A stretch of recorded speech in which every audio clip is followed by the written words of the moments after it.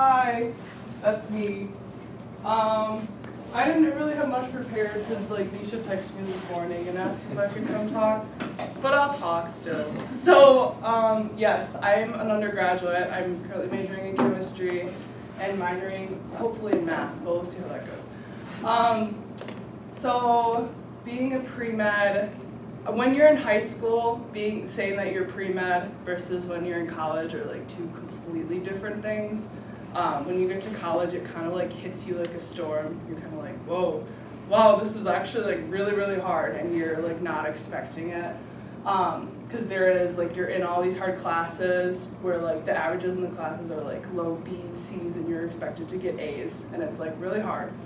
But you get used to it. One of the things that I do outside of school is I'm a volunteer at the Ronald McDonald House, and I love that. I started doing that a little over a year ago. So I basically go once a week for 3 hours, and I go teach the little children math and science, and I love it. It's definitely, it gives you a good perspective to kind of be working and volunteering. Also, I would suggest if you are looking to go into medicine to look into working either in a hospital or a nursing home. So I have my CNA license, so I work as a nursing aide in a nursing home where I basically clean old people.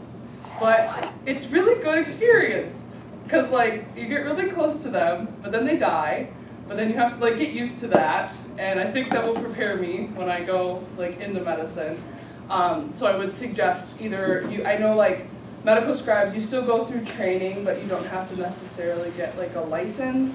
I took my CNA course when I was in high school, and then I got my license while I was in high school, and then now I work in a nursing home. I'm from Kenosha, Wisconsin, so I work in a nursing home in Kenosha. But it's a lot of fun, so I would highly suggest getting a job in a hospital just so you kind of are immersed in that, and you know if you like it or not. I love working at the nursing home. Most of the days, some of the days, but most of the days I really enjoy it. Yeah, so I'll talk a little bit more about the Ronald McDonald House, volunteering. There's a lot of everybody tells you there's a pre-med checklist. There's things that you have to do when you're pre-med, oh, you're supposed to volunteer, you're supposed to study a language, you're supposed to do all these things. And it, if you're just doing it because people are telling you to do it, then it's not really worthwhile. Actually, at the Ronald McDonald House, I'm really, really close to the school teacher, and she told me, she's if we can sense that there's a volunteer here that's just here for to put it on their resume, we generally will ask them not to come back. She said we only to have volunteers here who we can tell are here for the kids. So yes. But another thing at the Ronald McDonald House, well, I'll just mention this. I'm actually starting a program there called the RISE program. So this past semester I worked a lot with high school students at the Ronald McDonald House, and I noticed it's really, really hard for them because they don't have a teacher to teach them chemistry or anything. It would just be me and one other volunteer who are both chem majors that could help them with that. So I'm starting this program where it's going to be a website where they go to online, and it'll be each subject will be chemistry. Let's say they're studying I don't know, the periodic table. They go to the periodic table section, and then under each section there's going to be a list of videos that they can go to. We're not making the videos, we'll just find them online, there's so much. So they'll click on the video, and then they'll watch it, and the video will teach them crash course and stuff like that. And then if they have any questions, there's going to be a list of tutors under each subject. So there'll be 5 tutors per each subject, so chemistry is 5, math is 5. And then if they have any questions, they either just email the tutor, or they do a Google Hangout with the tutor, and the tutor teaches them. So I have a sheet of paper up here. If any of you would would be interested in becoming a tutor, it's literally probably one of the easiest volunteering things you can do, because all you have to do is if somebody emails you, you just have to email them back and answer a question. Or if they want to do a Google Hangout, just do a Google Hangout with them. It's pretty simple. So if you're interested, I have a piece of paper up here. You can put your name and email down, and possibly what subject you'd like to do it in, and that would be nice. But yes, so if you volunteer, make sure it's something that you're actually passionate about. My best friend Erin loves the elderly people, So she volunteers in a nursing home. I wouldn't do that. I love kids. I want to be around children. I mean, I work in the nursing home, and I like elderly people, you know, I don't like hate them, but I like little kids a lot better. So I chose to volunteer around a McDonald house instead of that. But yes, if I had any advice for a pre-med, make sure you know that it's okay to steer off not wanting to go to medical school. Because I've had a lot of friends that I started with my freshman year that were gonna be pre-med, and almost all of them are not anymore. Like, so many people change. So know that that's okay, that's normal. You're not dumb or anything that you're not studying medicine anymore. Whatever you steer off to is totally fine. Yeah, I'm trying to think if there's anything else I could talk about. Oh, I could talk about, I did research over this past summer. Research is a good thing to get into. I was pretty straightforward with, I didn't apply to a lab, because I live in Kenosha, Wisconsin, which is 6 hours away from here, so I'm nowhere near this campus. And I basically just emailed a professor at a college in Kenosha and was like, can I come join your lab over the summer and do research? Really straightforward like that. And he was like, sure, I have a project I'm finishing up, and we might get a paper published at the end, so if you want to come work, we could do that. So I was like, okay. And so I went and I did research, and a couple weeks ago I got my first paper published through that research. And then at the end of March I'm going to Philadelphia to present that research at the National Chemistry Convention. So don't be afraid to just ask professors. Be like, hey, can I mean do it professionally obviously, but don't be afraid to just very blankly ask them. Because that's what people are like, how did you get into that? And, I literally just emailed him. And I told him, I was like, I'm looking to get into research, I don't have time to do it over the school year, can I just do it over summer with you? And he was like, sure. And it worked out well. So, yes. Does anybody have any questions or concerns? No? Oh, he does. I wasn't expecting that. Okay. Okay, I guess just one thing to say is because you were mentioning that having friends that maybe planned to be pre-med and then they ended up switching to someone else. I guess how would you, how bad would you say the stresses or managing the stress of knowing that the degree you get will hinge on future plans that you're not able to, that you don't know the outcome of yet? I guess that's sort of the best way I can phrase it. Yeah, so kind of changing what you want to do. Yeah. Yeah, so actually, I mean, this kind of steers off.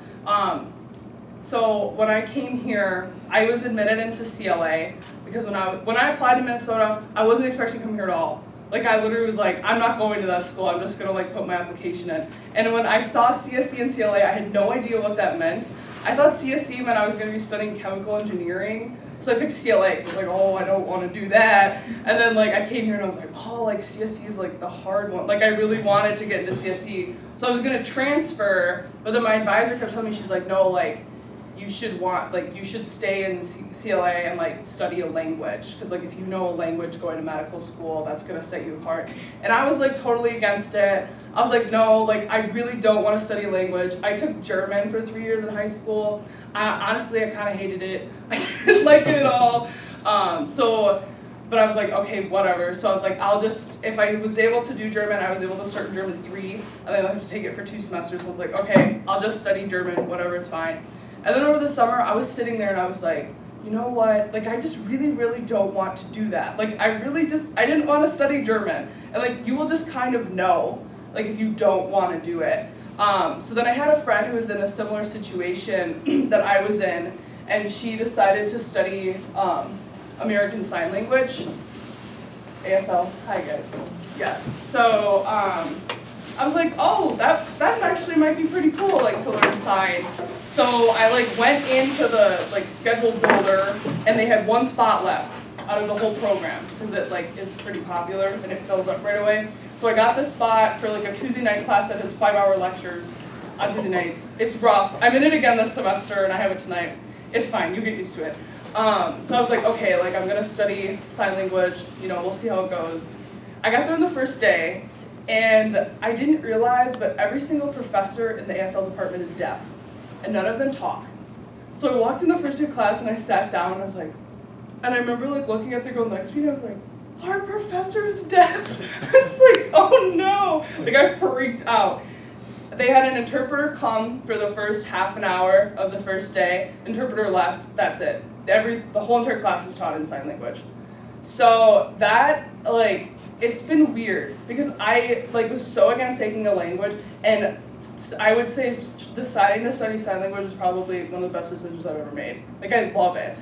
And it's just, like, a complete different culture, and I've learned so much. And actually now, I decided, so I'm actually hoping to go to DO school. I don't want to go to MD. I don't know, it's just, there's like this DO school in South Carolina that I really, really like, so like my goal is to go there.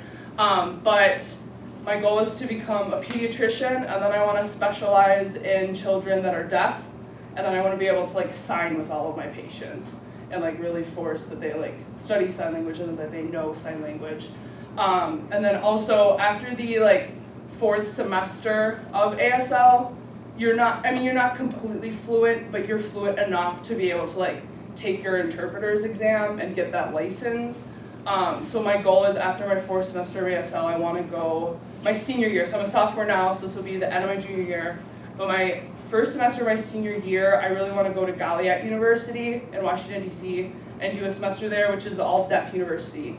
So like all of my classes and everything would be in sign language, which is going to be really hard. But I feel like that's the only way I'm going to become fluent is if I like completely submerge myself in an all-deaf culture. So, but like I said, kind of leading back to what your question was, I just kind of knew, I was like, okay, this is not what I want to do. Like, I don't want to study German. Like, I didn't want to do it. And then I was like, okay, well, I can either switch to CSE and like just not take language at all. But then, you know, like I was like, oh, what if I did sign language? And now I love it. So you'll just kind of have an instinct and just go with your gut. If you're like really like, oh, I don't think this is for me, then don't do it. Because, you know, yeah, trust yourself. But it's never bad. Like I was talking before, my best friend Erin, she was pre-med all last year. She was miserable. She hated it. But she was like, had it programmed in her head that she had to be an elderly or geriatric physician, and she like, and at the end of last year, now she's studying speech pathology or something, I don't know, something like that, and she wants to become a speech pathologist. So, and she's happy, she loves it. So you will generally know if something is up with that, but yes. Okay, are there any other questions? I don't think so. All right, well, it was nice talking to you guys. Sorry I didn't have more prepared. I wasn't expecting to come today, but here we are. But yes, if you would like to volunteer or interested in the program that I talked about at Ronald McDonald House, I have a blank sheet of paper there. Nisha can bring it to me tomorrow when I see her. But yes, so that is all. All right, thank you guys.